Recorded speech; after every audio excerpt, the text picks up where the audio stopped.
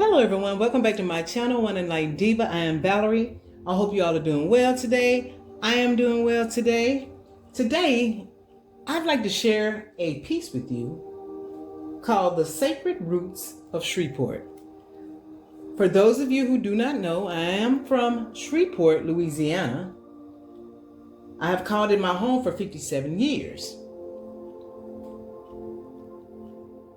And in my research, I found some interesting information about the history of Shreveport.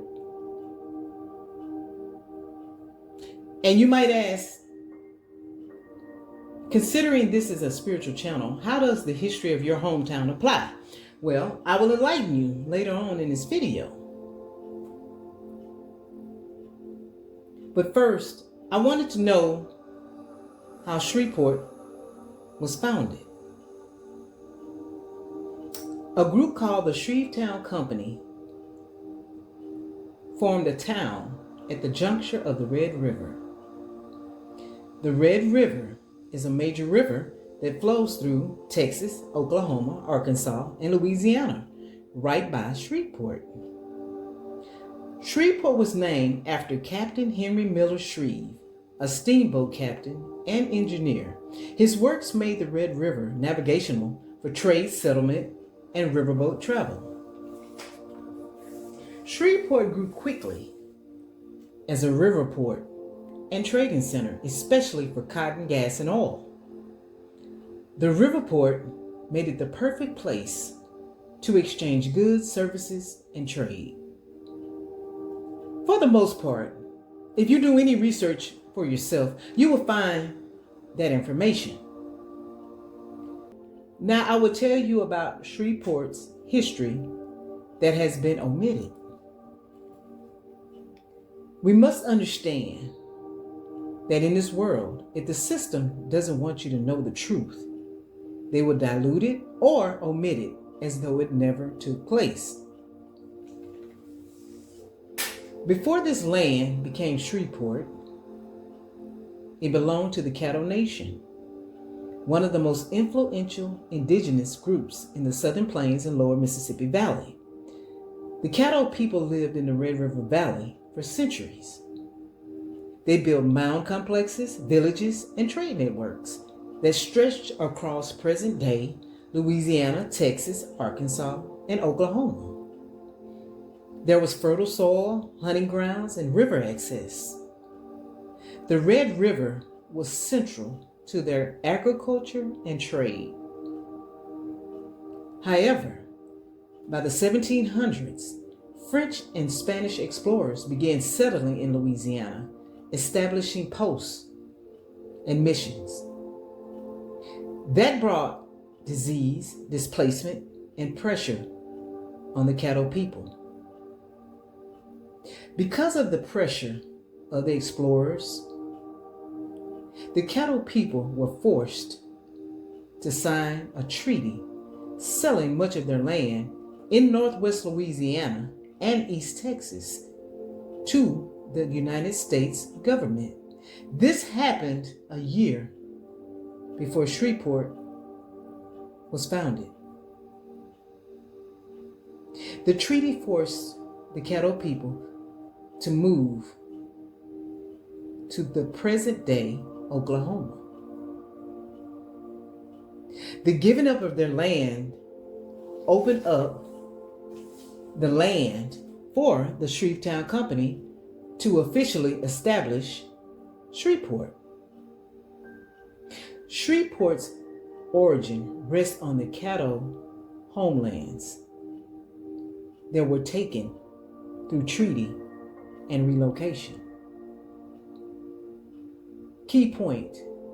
In the United States history, land cession most often refers to when indigenous nations were pressured or forced to give up their ancestral lands to the federal government through treaties. This is how a lot of cities were founded. How is this tied to spirituality? You see, the Caddo people were forced to surrender their lands And to indigenous cultures, land is a living being, just like earth is a living being. It is tied to ancestors, ceremonies, and balance. And when the land was taken unjustly, it wounded the lands, this land in Shreveport. You see, Shreveport became a cotton and trade hub, heavily dependent on enslaved African labor. And because of that, there was trauma, violence, and suffering that was imprinted in the soil, where generations of people lived, worked, and died without freedom. Shreveport was the Confederate capital of Louisiana near the end of the Civil War. It was a site of battles, resistance, and bloodshed. And that added to the heaviness of the energy of the land. In spiritual traditions, when land is soaked in suffering, it can feel cursed until the wounds are addressed. And if I didn't state it earlier, that is another reason why I created this piece, because I wanted to understand why my hometown of Shreveport is not thriving. What if Shreveport isn't cursed, but it needs to be healed? You see, land holds memory. From a spiritual standpoint, in order to heal Shreveport, we must acknowledge the true history. When we acknowledge the true, we honor the cattle people, the enslaved Africans, and all who suffered here. I am sharing this piece with you because it is me doing my part to heal the land by sharing the true history of Shreveport. Not the half-truth, but the whole truth. You see, at the end of the day, we must understand that even if something is cursed, however, it can always be healed with intention.